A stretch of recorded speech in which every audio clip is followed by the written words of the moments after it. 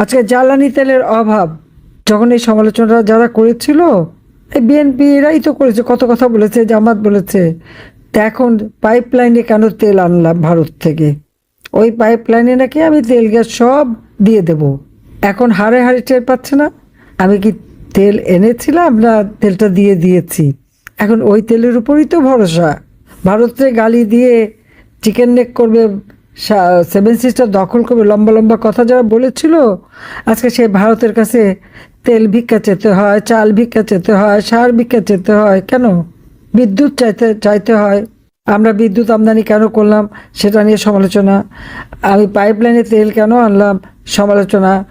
Parbatipur depot পর্যন্ত পাইপলাইনে তেল আসে, নতুন প্রজেক্ট নিলাম নাটোর ডিপো পর্যন্ত যেন তেল আসে। নাটোর ডিপো পর্যন্ত যে প্রজেক্ট, সেই প্রজেক্ট ইউনূস এসেই বন্ধ করে দিল। ওই বাটপার যে বন্ধ করে দিল, এখন তেলের যে অভাব, এটা কি এখন কি করবে? আজকে যদি এই কাজটা শেষ হতো তাহলে এই অভাব তো থাকতো না, এই অভাবটা তো চলে যেত। আমি যত কাজ করছি সবই সমালোচনা, ঠিক আছে? যারা সমালোচনা করে, যাদের পছন্দ হয় না, মেট্রো রেল করেছি, খুব খারাপ কাজ, তার জন্য মেট্রো রেলে না চড়ে, এক্সপ্রেসওয়ে দিয়ে তার জন্য গাড়ি না চালায়, সেতু একটার পর একটা সব সেতু ওগুলি যেন পার না হয়, যে রাস্তা করেছে ওই রাস্তার জন্য না চলে, তাহলে তো হয়ে গেল। গালিও দেবেন, ভোগও করবেন, এটা তো হয় না। জাতির পিতা স্বাধীনতা দিয়ে গেছেন। 17ই এপ্রিল যেখানে সরকার গঠন হলো, প্রথম স্বাধীন বাংলাদেশ সরকার, সেই সরকার করেছিল বলেই তো স্বাধীন হয়েছিল, আর স্বাধীন হয়েছে বলেই তো আজকে বিভিন্ন পদ পাচ্ছেন। তো পদগুলি রাখেন কেন? সব ছেড়ে দেন, প্রভু পাকিস্তানের কাছে চলে যান, তারা যদি কিছু দেয়। ওদের বুটের লাথিটা খেতে খুব পছন্দ হচ্ছিল এদের। 7,97,000 টাকার বাজেট দিয়ে গেলাম, প্রত্যেকটা জিনিস আমার সিস্টেমেটিক ছিল। আমার স্বাস্থ্য, পুষ্টি, টিকা, প্রত্যেকটা কিছু আমরা সময় মতো দিয়েছি। আর আজকে সেই শিশুরা টিকা পেল না। মানে এটা, এর থেকে দুর্ভাগ্যের আর কি হতে পারে? যেখানে মানে আমরা এমনকি এই 24 সালে জানুয়ারি তো আমরা প্রায় 94% শিশুকে টিকা দিয়েছি, কিন্তু 2025 সালে এসে কি হলো? কারণ 24-এর অগাস্ট মাসে আমি ক্ষমতা থাকতে পারলাম না।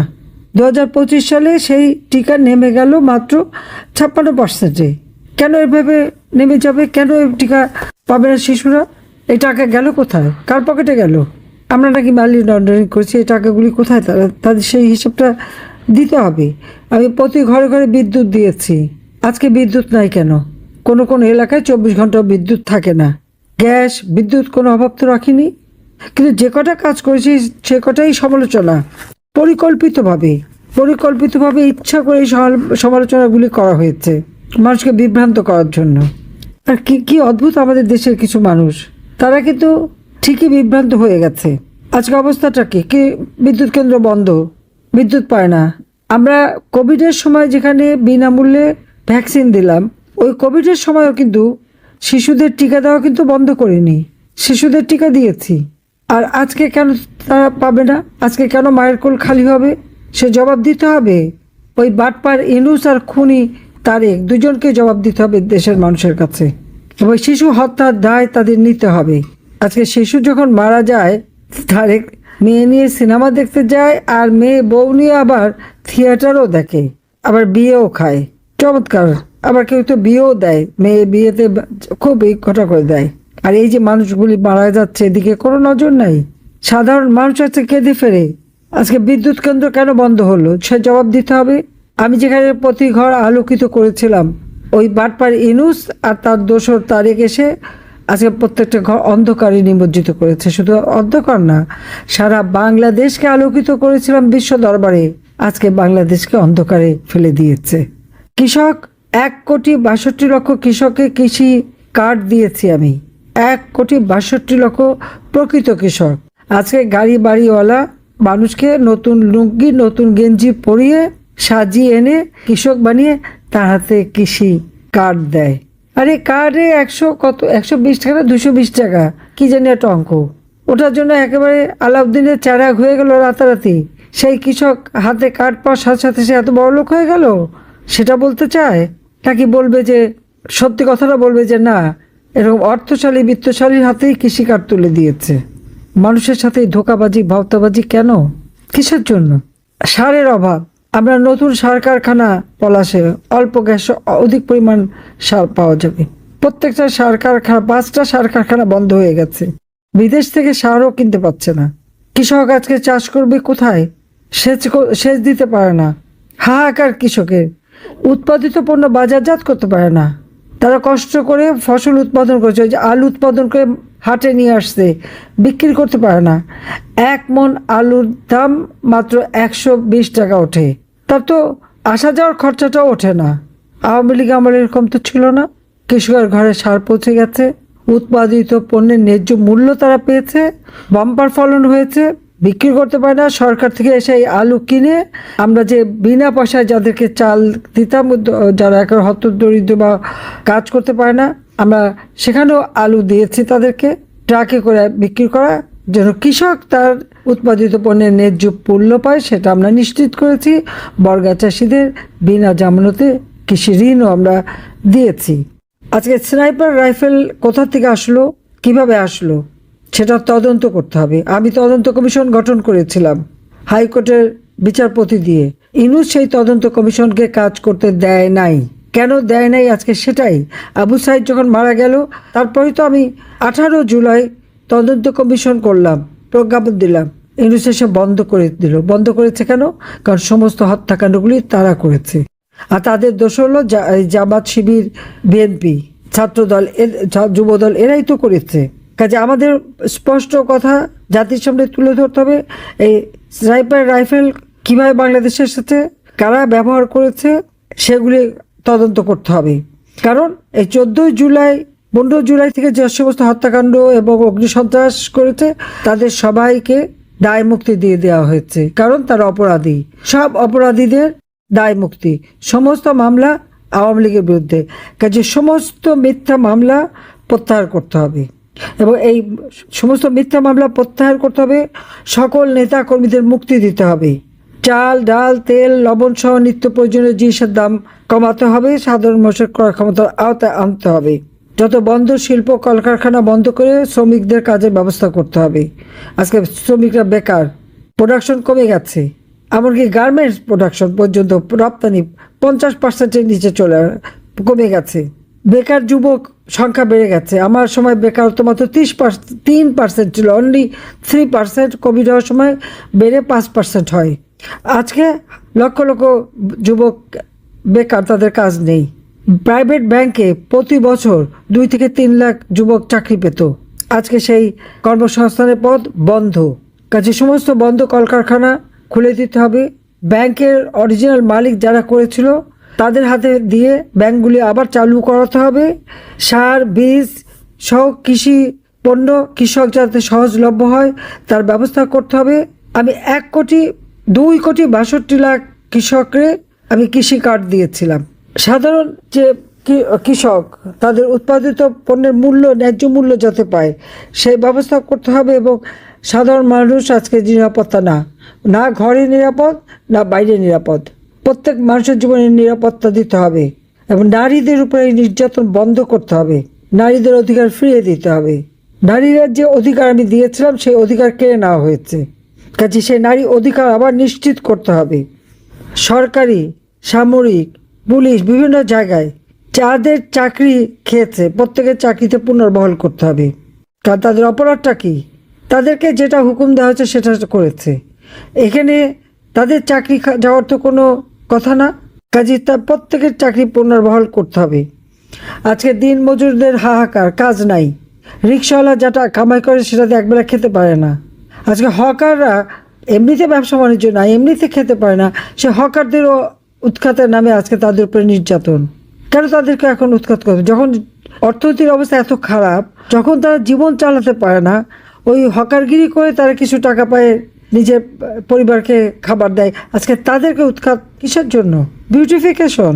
হ্যাঁ, ওই যারা ওই মেকআপ নিয়ে চলে তাদের ওই বিউটিফিকেশন বেশি দরকার হয়, কিন্তু এদের তো পেটে ভাত নাই, সেটা তো বিবেচনা করতে হবে। কাজে আমাদের এই বিষয়গুলি তুলে ধরে জনগণের পাশে দাঁড়াতে হবে এবং জনগণকে সঙ্গে নিয়ে আমাদের এগিয়ে যেতে হবে। আজকে আমরা স্বাধীনতার সুফল বাংলাদেশের মানুষের ঘরে ঘরে পৌঁছে দিয়েছিলাম, আজকে তা ধ্বংস করে দেওয়া হয়েছে। সম্পূর্ণ শেষ। একটা দেশকে ধ্বংসের কিনারে দাঁড় করে দিয়েছে এই খুনিরা।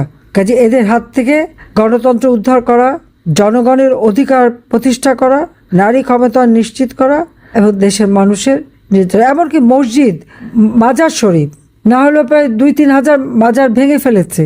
কবরের থেকে লাশ তুলে পিটিয়ে আগুন দিয়ে পুড়িয়ে মারে। একজন বাউল গান গেল কেন, তাকে হত্যা করে। একজন সুফি, সে একজন প্রফেসর, টিচার, সে তার মতো সে ধর্মটা পালন করে, যার যার ধর্ম সে পালন করবে। লাকুম দিনুকুম ওয়ালিয়া দিন, এটা তো আছেই কোরআন শরীফে। তাকে খুন করে ফেললো। মানে সব থেকে সস্তা হয়ে গেছে মানুষের জীবন, আর সব থেকে কাজের দক্ষতা মানুষ খুন করা। কারণ ক্ষমতায় বসছে এক খুনি আর বাটপার। এই খুনি বাটপারের হাত থেকে দেশকে রক্ষা করার জন্য সবাইকে ঐক্যবদ্ধ হতে হবে। এবং যে যেখানে আছে, আমি তো বলছি এখন দুঃসময় কেউ ঘরে থাকতে পারে না, হয় আমাদের নেতাগুলো তো সবই তো জেলে আর নয়তো বাইরে। যে যখন নেমেছে তখন তাকে গ্রেপ্তার করেছে। আমি যাকেই বলছি আপনি নামেন, অমনি সাথে সাথে গ্রেপ্তার। এখন অনেকে বলে এই কমিটি করে দেন, ওই কমিটি করে দেন, সেল করে দেন, অমুক। আমাদের তো করা আছে, কিন্তু আমি যদি এখন ঘটা করে বলি, কালকেই তো তার বাড়ি ঘর, আত্মীয় স্বজন, এমনকি শ্বশুর বাড়ি, তাও তো রাখে না, সবই জ্বালিয়ে দেয়। সেটা প্রোটেকশন কে দেবে? সবাইকে বাস্তবতা মেনে চলতে হবে। দেশ তো বিক্রি হয়ে গেছে, কিন্তু পেলোটা কি? মানুষ কি পেলো? ইউনুস পেয়ে গেছে, সে পেয়ে চলে গেছে, সেখানে এখনো বসে আছে এবং ইউনুস সেন্টারে বসে এখনো যত রকম অপপ্রচার চালানো সেটা চালিয়ে যাচ্ছে। এক যুগের বেশি সময় ধরে বিএনপি সহ বাংলাদেশের সকল রাজনৈতিক দল যারা গণতন্ত্রে বিশ্বাস করে, বাংলাদেশের মানুষের ভোটের অধিকারে বিশ্বাস করে, সেই দলগুলো ধীরে ধীরে আন্দোলন গড়ে তুলছিল এবং 2024 সালের 5ই আগস্ট সমগ্র দেশের ছাত্র জনতা সহ সকল নারী পুরুষ সকলে রাজপথে নেমে এসেছিল এবং সেই দিন স্বৈরাচার পালিয়ে যেতে বাধ্য হয়েছিল এই বাংলাদেশ থেকে। প্রিয় ভাই বোনেরা, বাংলাদেশের মানুষ তাদের হারিয়ে যাওয়া ভোটের অধিকারকে প্রতিষ্ঠিত করেছে।